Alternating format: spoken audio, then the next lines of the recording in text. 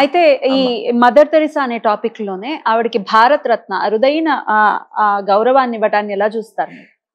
అమ్మ ఇప్పుడు మీకు తెలుగులో చెప్పనా, వడ్డిచ్చేవాడు మనోడైతే అమ్మ అర్థం కాలకి అర్థం కావాలి, కానీ మనకి ఎలా అర్థం అవుతుంది, మనకేం చేసిందని కదా, హామ్ చేసింది in the name of service కదా. వాళ్ళకి ఇప్పుడు మీకు కొన్ని సందర్భం వచ్చిందని చెప్తా. నన్ను బాగా తిడుతూ ఒక జంతువు, అతని పేరు కూడా నా దాంట్లో జర్నలిస్ట్ రూపంలో ఉన్న జంతువు అంతే. అతను నా ఛాలెంజ్ ఒకటే ఉంటుంది, నువ్వు మనిషి అని ఎవరితోనో ఒక్కరితో చెప్పించు, అప్పుడు నువ్వు నాతో మాట్లాడే అర్హత పొందుతావు అని చెప్పాను. సో అతను మనిషి కాలేడు కాబట్టి అతను మనిషిని చేయడం కోసం, ఈ జంతువుని మనిషిని చేయడం కోసం నన్ను సహాయం అడుగుతుంటారు కదా బ్లైండ్ పీపుల్, నేను వాళ్ళకి ఏదో ఉపకారం చేస్తూ ఉంటాను. వాళ్ళకి ఇతను నెంబర్ ఇచ్చి, ఇతను మానవత్వం అంటున్నాడు, మానవత్వం స్టార్ ఇతను అంటే మనకు సూపర్ స్టార్ తెలుసు, మెగాస్టార్ తెలుసు, మానవత్వం స్టార్ తెలియదు. అది ఈ మానవత్వం స్టార్లో మానవత్వాన్ని మీరు బయటికి తీసుకురండి ఇద్దరు బ్లైండ్ పీపుల్కి ఇచ్చారు. వీడు కారులో తిరుగుతాడు గొర్రె. సో ఇప్పుడు ధర్మానికి ప్రతీక ఎవరు అంటే రాముడు, నీతి లేని జాతికి ప్రతీక ఎవరంటే వీడు ఆ పిల్లవాడితో, ఆ బ్లైండ్ పర్సన్తో హెల్ప్ అడిగితే, నువ్వు రా విజయవాడ వస్తే నీతో ఇంటర్వ్యూ చేస్తా, ఆ ఇంటర్వ్యూ పెట్టి దాని మీద డబ్బులు వస్తే వీడికి ఇస్తాడండి. మానవత్వం స్టార్ అది అలాంటి జాతి అది. ఆధ్యాత్మిక విషయాల్లోకి వస్తే శివ ద్వేషుల్ని ఎలా చూస్తారు మీరు? బుద్ధిహీనులుగా, అంతే కదమ్మా. మరి ఇంటికి అంత బాగా అర్థమైంది, మీరు చూడండి ఆనందపడుతుంది, క్యాచ్ చేశాడు, అంతే కదమ్మా. మొన్న మీరు అడిగిందని చెప్తున్నా, మొన్న సిడ్నీ వెళ్ళా, సిడ్నీలో భట్టర్ గారు ఎవరైనా శ్రీ వైష్ణవులు, మీరు వీడియో చూడండి, ఇల్లు అంటే ఎలా ఉండాలి అని ఏదో టైటిల్లో మనం పెట్టాం, వైకుంఠం.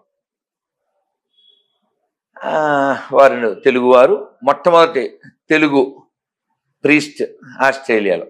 నేను 20 ఏళ్ళు ఉన్నప్పుడు వచ్చాను, నేను ఇప్పుడు 60 ఏళ్ళు వచ్చింది అని వారు సంబరపడి మళ్ళీ మా కార్యక్రమానికి వచ్చి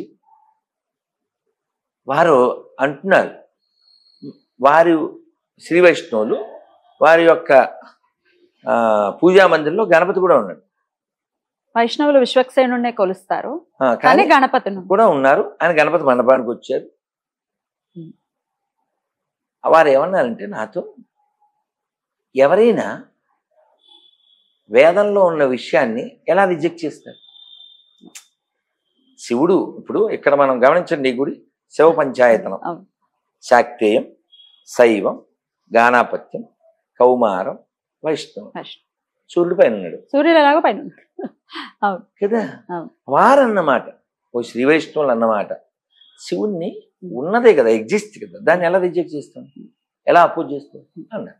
సో కాబట్టి ఇంగితం లేకపోతే అట్లా ఉంటుంది, మనం ఏం చేయాలి. రైట్. అయితే ఈ కొంతమంది పాస్టర్స్ వాళ్ళ పేర్లు తీయటం కూడా నాకు ఇష్టం లేదు, ఎందుకంటే అనవసరమైన పబ్లిసిటీ, మీ నోట్లో పడితే వాళ్ళకి బాగా పేరు వస్తుందనే మిమ్మల్ని టార్గెట్ చేయడం అట్లా మాట్లాడుతూ ఉంటారు. అయితే వాళ్ళు చేసిన వ్యాఖ్యలు ఏమిటి అంటే,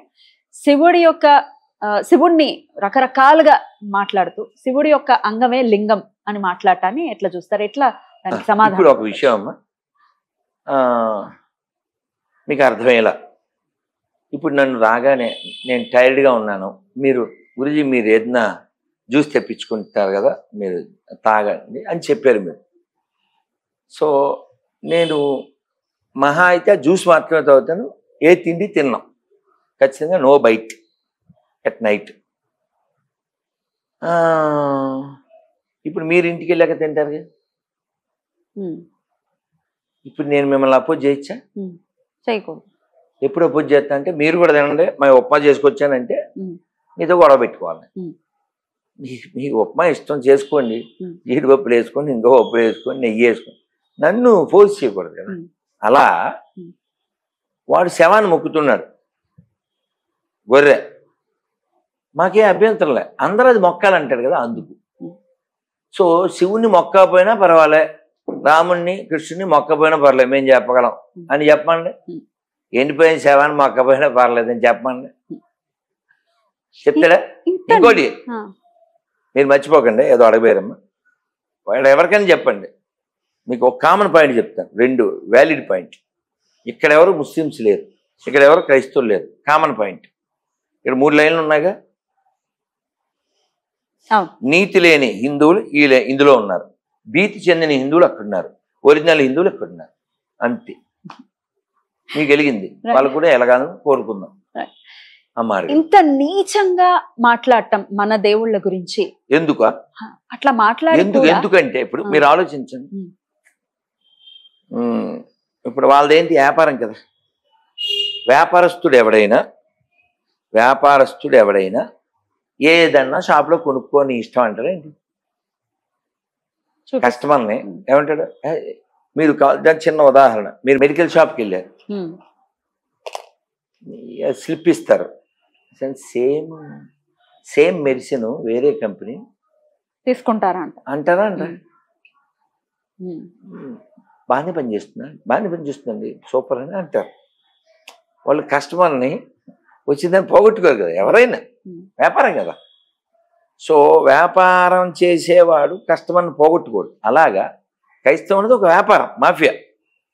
సో ఆ మాఫియా నడవాలంటే వాడిది మాత్రమే గొప్ప అనిపించాలి, అందుకోసం మిగిలింది డ్యామేజ్ చేయాలి. మళ్ళీ ఆడి పేరు శివ, అర్థమైందా? సాంబశివ ఆ పేరు లేకపోతే ఆడి బతుకు మెతుకు లేదు. లో క్లాస్ జాతి అనమాట. సర్టిఫికెట్ లో మాత్రం మార్చుకోరు.